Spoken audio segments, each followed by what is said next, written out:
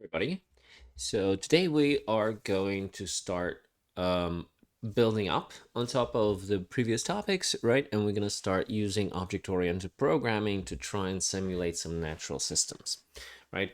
So the first one we're going to look at is going to be a system that's going to apply forces, right? So this is a common phenomena. You feel it every day, every moment of every day, right? You have gravity applying to you, right? You have air pressure, you have all kinds of like other forces, maybe something pushing you, pulling you, force of friction. Forces are everywhere all around us, right? So we're going to try and take a look at how we can create a system that's going to implement this idea visually, right? So we're going to have some particles. So therefore, let us start by creating a particle class, right? So just like we did before in our sketch files, we're going to add a new file, particles.particle.js, right? So let's add a file, and it's going to have a class. It's going to have a class particle like this. Okay. So constructor is going to be a method, right? Or in other words, a function inside a class that's going to create that particle for us, right? It's going to instantiate it into an object, right? So in order to emulate physical movement, right, the application of force typically results in some kind of movement. We need three components, right? I think we've already talked about this, but if we haven't, we need to add position. We need to know the position, we need to know the velocity, and we need to know the acceleration, right? So in other words, if you wanted to kind of look at how movement happens, right? So we can imagine a system like this, right? Where we have something, right? And that something is going to move by a certain amount and in a certain direction, and then it's going to move, and then it's maybe going to accelerate, right? So moving faster and faster and faster, right? So this is going to be the position. Let's undo. So this is going to be the position P. This amount is going to be the velocity, right? And velocity is speed in a certain direction, if you will, right? So whether we're moving this way or that way or this way, right? We're applying speed in a certain direction. So if that starts looking familiar, right? If that's something that sounds like we've already talked about something like this, that's because it is, right? Because that fits precisely the definition of a vector, right? And if you remember, we talked about a vector having a direction and a magnitude, right? So the magnitude of the vector could translate in something like speed, and the direction, right, or the angle of its bearing, right, of its heading, could translate to the direction, right? So that's velocity. And then the changes in velocity, right, how it becomes maybe larger or smaller, right, from one moment to the next to the next to the next, that's your acceleration, right? So acceleration tracks the changes in velocity, just like the velocity tracks the changes in position. Okay, so those are going to be the three values, right? So let's start adding those values, because every particle is going to need to have some kind of an idea of its own position, velocity, and acceleration. So we're going to have this dot position, and we'll create a vector, create vector, right? And this vector is going to have, so we're going to start adding some particles in some places, and just like we've seen before, it can be very helpful to add external values into the constructor, to pass external values into the constructor when we're creating our particle, right? So we can do something like create vector at x and underscore y values, right? So whatever values we pass, those are the values that are going to determine our initial position of the particle. And we can also pass some defaults into it just in case, maybe just in case we want to, just in case we forget to pass something, or if we want to just fall back and rely on the existing default. The x value maybe will be 0.5 times width, right, which will put us in the center of the screen, and the y may be something like 10, right, at the top, near the top of the screen. Okay, or 30, doesn't matter, right? So we're gonna have position, and then we are gonna have this dot velocity, and the velocity, we can start with 0 values, create velocity, no, velocity vector, create vector. So it's just going to be a vector, and we can start with 0, 0, and we can adjust this later. I do want to add some original velocity. So basically, when the particle is born, it already is moving somewhere. But I will explain why it makes sense a little bit later. So we're going to have this dot acceleration, right? And I'm not going to spell the entire word. So we're just going to create vector. And again, for starters, let's have acceleration at 0, 0. So what other parameters might we need in order to describe our particles? Oftentimes a size of some sort, and since I'm envisioning my particles to be just like little circles, it most likely will be a radius, right? So let's make some kind of a random radius. So we'll have this dot radius equal a random value, something small between maybe 2 and 4, right? So a little smaller, a little bigger, same deal, right? And then maybe color, right? We'll have a varying color, or maybe we'll have them all be the same color. Doesn't matter, right? So we're gonna have a color value, and we can do something like color, right? And then I know that I'm gonna switch my system to HSB, and I know that my values are gonna be 2 pi for hue, 1 for saturation, and 1 for brightness. That's just how I like to work. So I'm gonna have color, 0 for hue, 0 for saturation, and 1 for brightness, which will give me white, right? So it's just going to be white colored particles. So what can I do with this?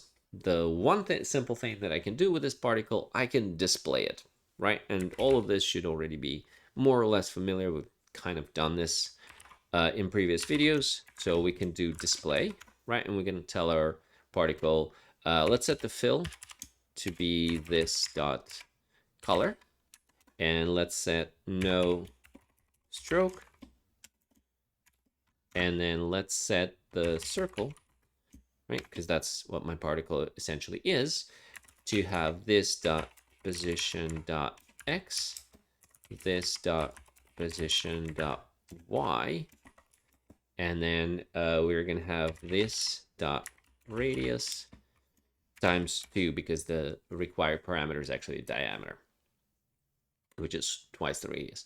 Okay, so we can display our particle. We can also move our particle, right? So move. And to move our particle, since we're using vectors, it becomes really simple. So if you want to change something by something, you just add it, right? So if we want to change our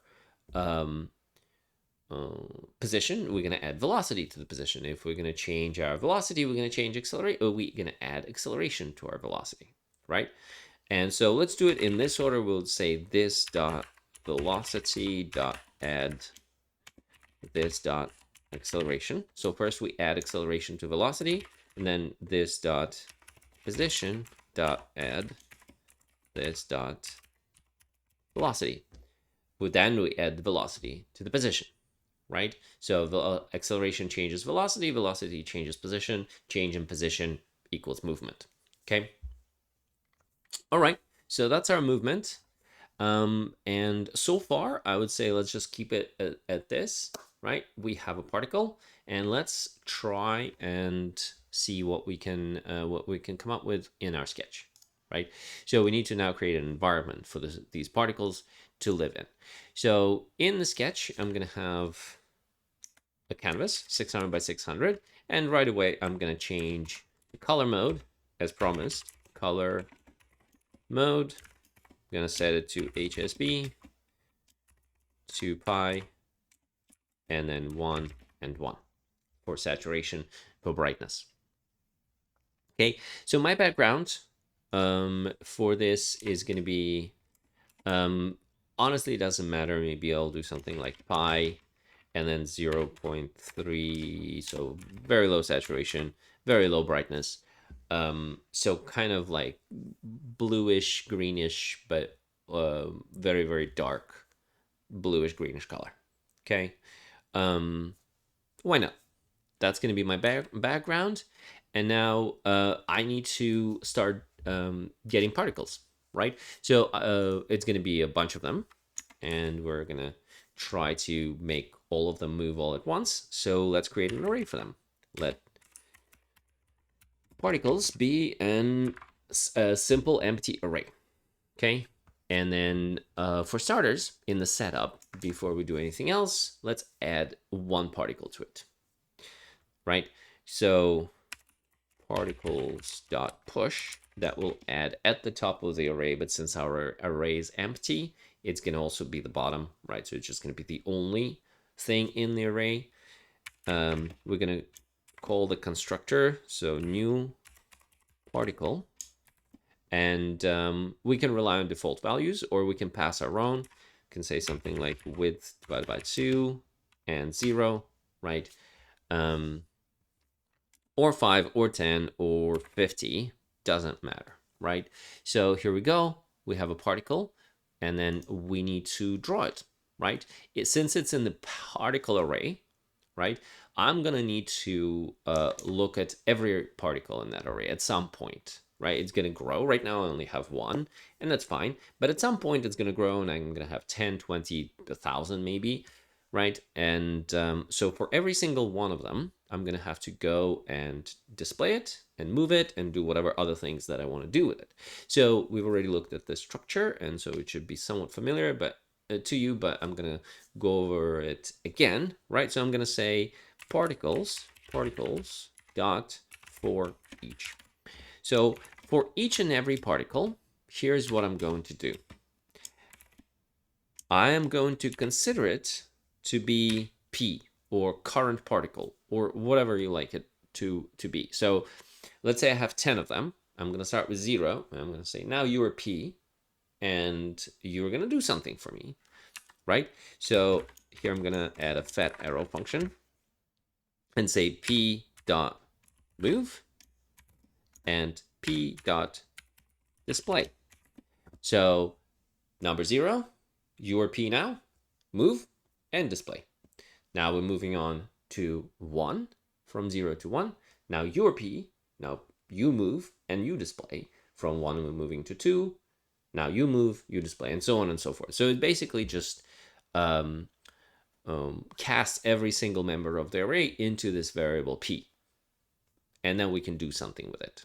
And then we'll move on to the next one, to the next one, to the next one, to the next one. All right, so let's do a quick check. Let's see what we have on the screen right now. Maybe we have some errors. I don't know. We do have errors. Fantastic. So we have particle is not defined. Typical mistake. So what did I forget? I forgot to add my particle file into the index.html.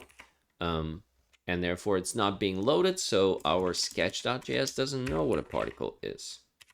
So let's add it so that by the time we get to sketch.js, particle is already loaded, and we'll be able to parse it.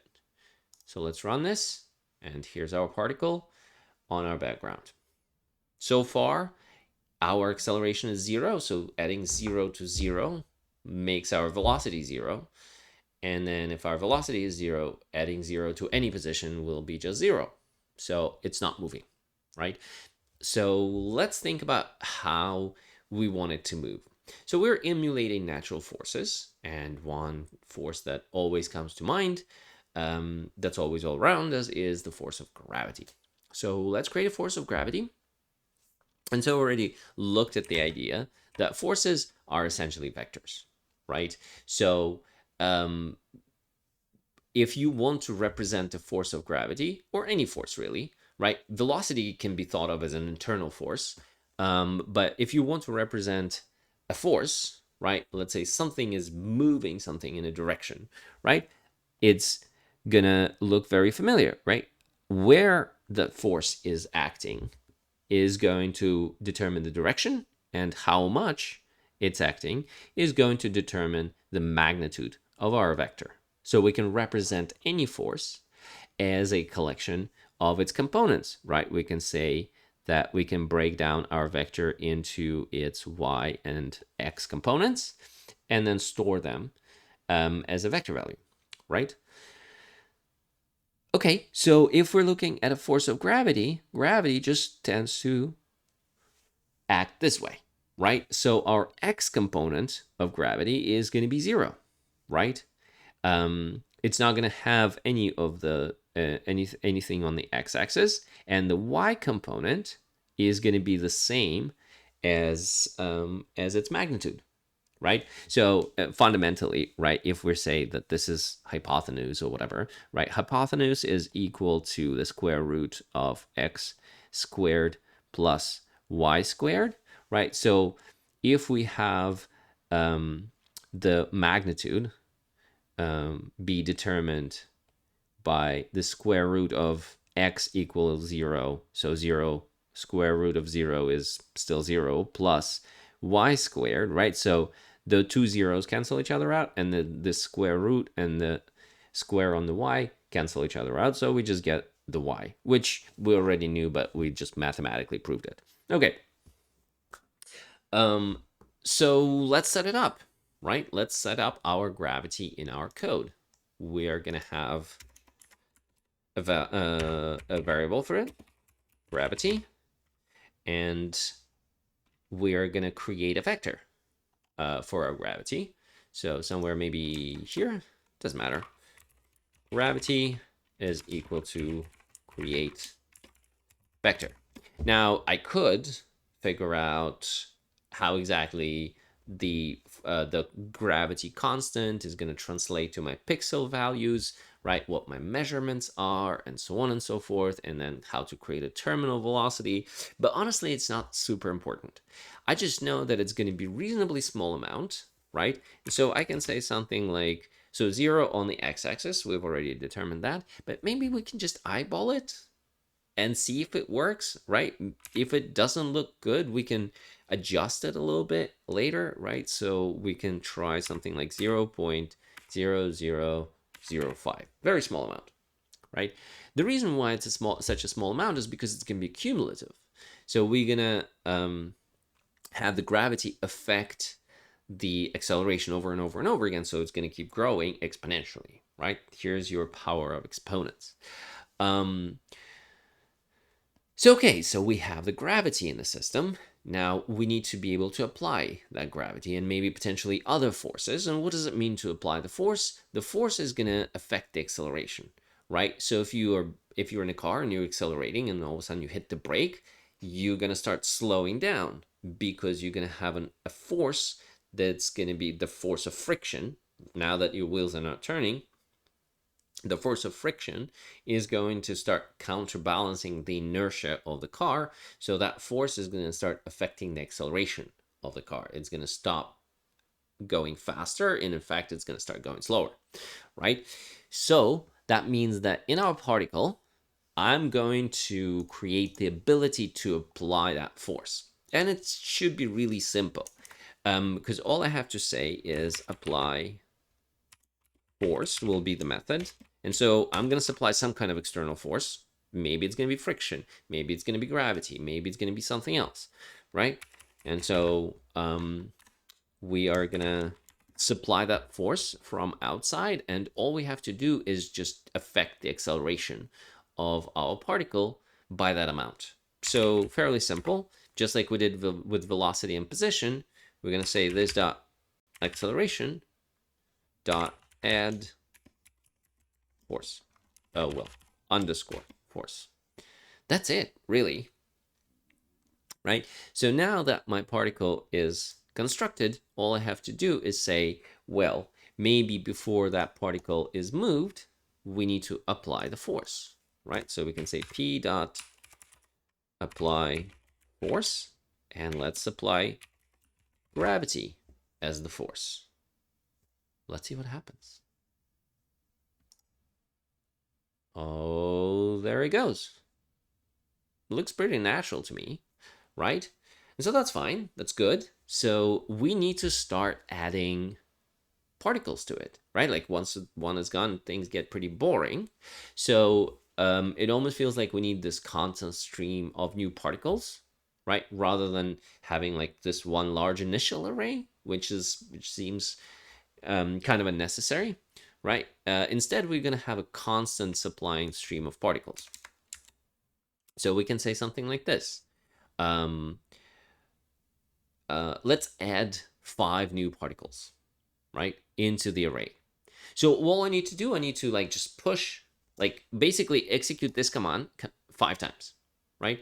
So just say push, push, push, push, push, push, push, and then keep going, right? So anytime we need to do something repeatedly, a for loop comes handy, right? So let's do for let iterator be 0. So we'll start at 0.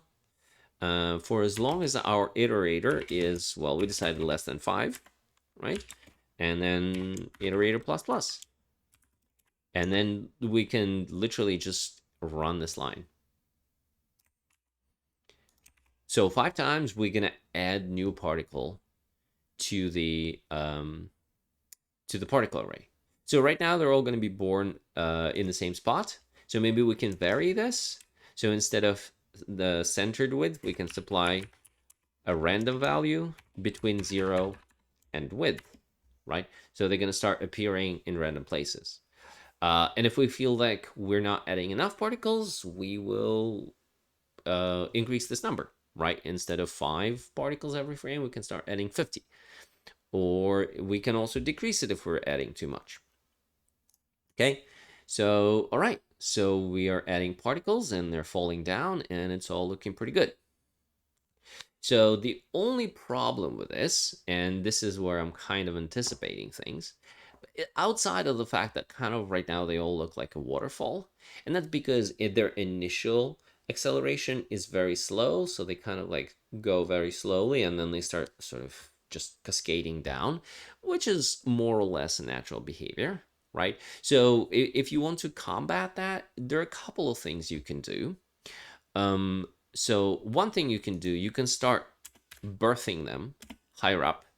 So maybe at 0, but you'll still have that like line of the waterfall at the very top. So it's just not very clear that the cutoff, right? Maybe you can try and doing it from like even beyond the screen. So like minus 30, right? And that's okay, but you still, it's still somewhat noticeable that there is like this progression. Okay, so one way to combat this, and I'll just bring it back to 0 and I'll start birthing them at 0. It doesn't honestly matter. One way to combat this, I think I kind of mentioned this a little bit in the very beginning, is to give them random velocities. So nothing big, something reasonably small for the random velocity, but that will kind of randomize the initial conditions of my particles, and it will combat this sort of like very predictable waterfall type simulation. Of course, if you are trying to go for a waterfall, then well, here you are. It's good to go. So what I'm gonna do, I'm gonna set the random original velocity between -4 and 4 on the x-axis and -4 and 4 on the y-axis. Okay, so while I'm doing this, you might have noticed that the execution of my sketch is actually slowing down. That's going to be an important next step for us to consider. But let's see how this randomization of the velocity affects our initial conditions. All right, so they kind of start going all in different direction, and it actually starts resembling a much more natural system, right? So some of them are slower, some of them are faster, and they're kind of create a much more organic looking feel, right? So let's go back to this idea that the sketch is actually slowing down. The reason for this, and you can see it for yourself if you like, is that our array keeps growing. Our particle array keeps growing without particular need for it, honestly. So let's just see the size of our array. Let's do console log particles dot length, right? And then just see what the numbers are. So we start with something fairly small, but we go above 1,000 pretty quickly, right? Soon enough, we're going to go beyond 10,000. And then at some point, if I keep talking and enjoying the sound of my own voice, we're going to go exceed 100,000 and so on and so on, right? So that's a lot of wasted computing power because we still need to calculate their velocities, we still need to calculate their positions and apply forces to them and do all of this computation for each and every single one of them. At some point, it does start getting very expensive. Your memory starts ballooning, your processing power starts ballooning, and so if you left unchecked, you could potentially crash your computer. So, and for what? Most of them are completely off the screen, right? Once they fall down, they just go and keep falling down further and further and further, increasing the numbers, but they're not actually contributing in any way to the visual system that we're creating. So, what we need to do, we need to check for the particles that are already off the screen. So we need to check, is it on screen? Is it off screen? Okay. And then once it's off screen, we just need to remove it from the particles array. Right. So let's approach these two tasks one by one. So again, there are more than one ways to do the same thing, and it has to do with sort of like the way you creatively express your idea about the world that you're building, right? Whether the world itself is going to start cleaning out the particles from the array, or the particles will know when it's time to go and start popping out of the array on their own volition, is entirely up to you, right? So I'm going to go with a later scenario. I'm going to say my particles are going to know when it's time for them to go. So what we're going to do is they're going to have the ability to sort of realize whether they're in borders or outside of borders, right? So this is going to be a method, and we call it in borders. Oops, something like that. And this method is going to actually return something. So I think we had this passing conversation about functions and how they work, right? And that functions are collections of actions, right? And methods are just functions inside your class definition. So in this case, our collection of action is actually going to produce a result. Like, for example, when you move a particle, you don't really produce anything.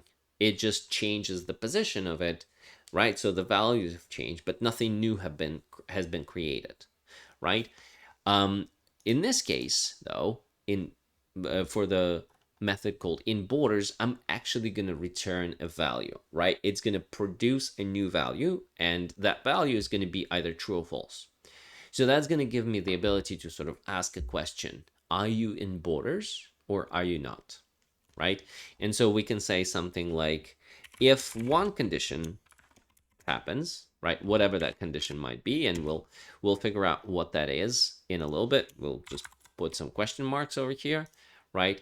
So in one case, we're going to return false, and in the other case, we're going to return true, right? Return true. Okay. So what are those conditions? So when do we want to say that no, it's no longer in borders, right? So again, it depends on how you want to what kind of actions you want your particles to take. So one option could be, right? One way you could write this out is say if this dot position dot x, right? So the x value of the position plus radius, this dot radius, right? So if we're adding something, we're obviously moving to the right. So the position plus the radius gives us the right edge of our particle. And so if we say if this right edge is touching the width, or maybe already extending it, right? That's it. There's no point for me keeping this anymore, right? So I'm going to be fairly strict, right? You're touching the edge, out, okay? So I'm going to say if it's greater or equal to width, right? So that would be one condition, or the other edge, right? The other edge would be this dot position dot x minus this dot radius is less or equal to 0, right? And the same thing, I can do those checks for up and down, right? I can say something like if this dot position dot y plus this dot radius, again, that gives me the bottom edge, right? Because when you're adding, you're actually moving downwards because our 0 is at the top. So if it's greater or equal to height, so the bottom edge of my sketch, or if this dot position dot y is, well, minus this dot radius is less or equal to 0, right? So if it's outside of the borders, right, then in borders will return false, right? So it's no longer in borders. It went up, it went down, it went sideways, it went somewhere outside of the borders of my field. And so no, it's no longer in borders, we're returning false. In all other cases, it's going to return true, right? So this will allow me to ask that question of my particle. And then I need to do this for every single particle in my array. Only I will encounter a very interesting problem. Okay, so I will sort of describe what the problem is without having to show you how it works in code, because that's definitely a concept that you want to start sort of getting familiar with. So I will instead show you in a more visual way how that works out. So let's say we have an array, right? So here is our array. It's a collection of elements. We have a few, right? And they're all numbered. So we have number 0, number 1, number 2, 3, 4, 5, 6, and 7. Therefore, the length of my array is 8. So I have 8 elements in the array. And so let's say I want to remove number 4, or the one that sits under index 4, right? It's going to be in the 5th position, index 4. Okay, so I'm going to start with, so anytime you need to go through the array, right, you need to have a loop. So I'm going to start at 0, and I'm going to go +1, +2, +3. And so one way to set up this loop is to say, okay, so my iterator, I, is equal to 0. And for as long as I is less than the length of the array, and the length of the array is 8. So for as long as I is less than 8, we're going to do I++, right? So hoping that our top edge is going to be 7, right? So we're going to start with 0, move on to 1. And if we're going to be using this, in this example, in bounds condition, right? Or in borders, sorry, we called it in borders. So we're going to say, hey, is my particle number 0, is it in borders? And we're going to say, yes, in borders, it's good to go. Okay, check mark, it's in borders. Particle number 1, right? Or in position 1. Is it in borders? Yes, it's in borders. Number 2, in borders? Yes. Moving on. Number 3, in borders? Yes, all good. Number 4, no, that one's not in borders. It returned false. Our condition worked, right? So we're going to remove it, right? We're going to take this whole thing, remove it.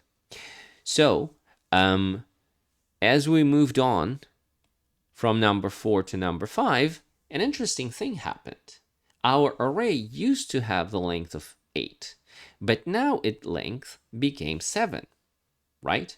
So we're not really saying 8 over here, right? That's not how you want to do, because what if your array is not 8 elements? What if your array is 500? Or what was it, 16,000? That's where we got, right? So rather than expressing it as a single number, typically you express it as I is less than length, and let's call it just length for short, minus 1, right? So it has to be, or sorry, not even minus 1. A length minus 1 is going to be the last component, but you don't even need minus 1. It's just going to have to be less than length, right? So that's how you usually express it, not like this, okay? So what that means is if we change our length from 8 to 7, that means that in our we're either depending on how the program is going to run, and maybe it runs this way, maybe it runs that way, and honestly in different programming languages will have different outcomes, but we will either not get to number 7, right, or we will exceed, right? So one scenario would be oops, no, yes. So one scenario would be that we're still operating on the assumption that it has to be less than 8, right? But our length is now 7, and so so our largest element will actually be in position. So this is so this element moves over here, and this element moves over here, and this element moves over here, and so we either never gonna get to number 7, right? So we're gonna have a tail in our arrays that is never considered, or we're actually gonna, if our length is adjusted to 7, we're gonna jump out of bounds. Or sorry, the other way. If the length is not adjusted to 7, we're going to jump out of bounds because we're still operating on the different length, right? So we can actually experimentally find out how that will work, right? I'm just out of sheer curiosity, right? So let's see. Let's set up our for loop the wrong way. So for just to kind of demonstrate, let I equal 0, right? For as long as I is less than particles dot length I plus plus, right? And then we're gonna say, all right, so let's check if the particle is in bounds or not, right? And the way we do it is we just simply ask a question, right? And so if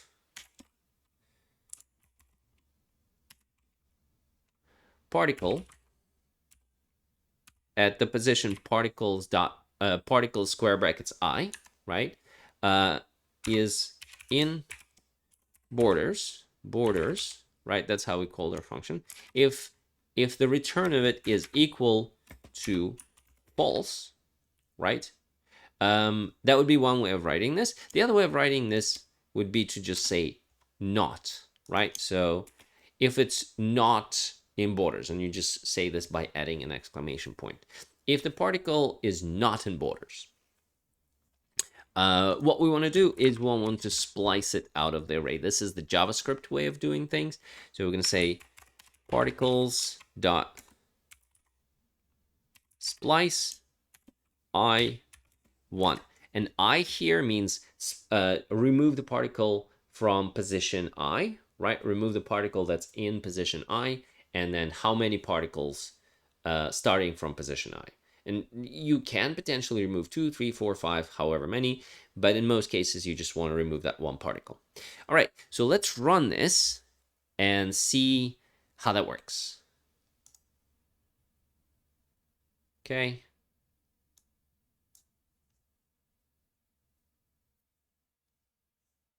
So our array is growing and decreasing and increasing and decreasing. And again, P5JS is doing a little bit of hand holding. So it's I really appreciate all the hand holding that it's doing, but in any other program, and this is meant to be more more of an educational sort of thing that you could take to any other program, like for example Unity or different environment, C Sharp, C++, any other language. In other languages, you will have an issue there, right? Because you will run out of bounds. P5 and hand holding. In reality, what we want to do is we want to start from the bottom of the array instead of starting from the top. So let me explain. So even though it's working, I'm going to show you the correct way, the proper way that will help you avoid this problem with with adjusting the length of the array as you moving through the array, right? It just kind of like fundamentally doesn't sit right. Like you start walking down the street with 5 houses, and as you're walking through it, all of a sudden the street becomes 4 houses long. That's just odd, right? And so the one way to combat this would be to instead start going through your array. So this is 0, 1, 2, 3, 4, 5, 6, and 7, is to start going through your array backwards, right? Because then the length is not going to matter, right? The length will simply allow you to determine the last member of the array, right? And all you have to do is just, so as you moving backwards, right? If you remove something like this, the beginning of the array is not going to be affected, right? The first member in the array is always going to be 0, no matter what, right? And then the next one is always going to be 1, 2, 3, and so on. Whereas we cannot say for certain that the last member of the array is going to be 7 or 6 if we're going to start removing components as we go through it, right? It's just fundamentally a much more robust algorithm to go backwards if you're planning to remove components from the array, okay? Because, again, the bottom border of the array, the 0, is never going to change, whereas the top, which is the last component in it, very well might, okay? So a much more sort of robust way of writing this would be to start with particles dot length minus 1. So if your length of your array is 10, it's going to be, the last component is going to be 9. If it's 8, the last component is going to be 7. If it's 100, the last component is going to be 99, which all checks out, right? Because all of our arrays start at 0, okay? So, and then we are going to go backwards. So we're going to check for our I being greater or equal to 0, right?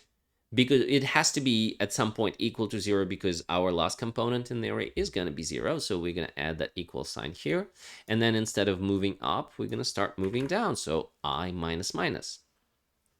Okay, so even though the algorithm worked without errors the way we wrote it originally, this would be a much more robust way of writing it. And in many other languages, that would be the only way it will work for you. Okay, so all right, so now that we have a reasonable amount of particles in our array, so see it's hovering somewhere around 60, 70, something like this, right? Some of them are added, some of them are removed, right? That looks like a reasonable amount of particles. We can start adding other forces. At this point, we already have the mechanism, and just like we have the up and down force for gravity, we can have, or well, down, really, not up. We can have horizontal force, right? And you can imagine horizontal force being something like wind, right? So let's add wind to our world. So in addition to gravity, I'm going to have wind, and wind is going to be a vector. And this time, its y component is going to be 0, and its left and right component is going to be something. So let's do something like minus 0.001, something small again, right? And then 0 for the y. And all we have to do is just add the wind, just like we're adding gravity. So for every particle, we can apply the gravity, and we can apply the wind. And now we have a little bit of the wind in the system. Our particles are kind of moving a little bit sideways. And if you want them to go the other way, obviously it's just going to be the changing of the polarity on the x-axis of our vector, right? So that way they will go to the right. And then if it's a minus, they will go to the left. All right, and you can start imagining how other forces could be added to this. If you wanted to add friction, if you wanted to simulate any other situation, you can easily do so by just applying the forces appropriately, right? So that's the overall mechanism of how the force physics could work. Try to imagine what other forces you could simulate, what else you could do with this, and how you could experiment with this concept. And I will see you next time. Don't forget to have fun with it.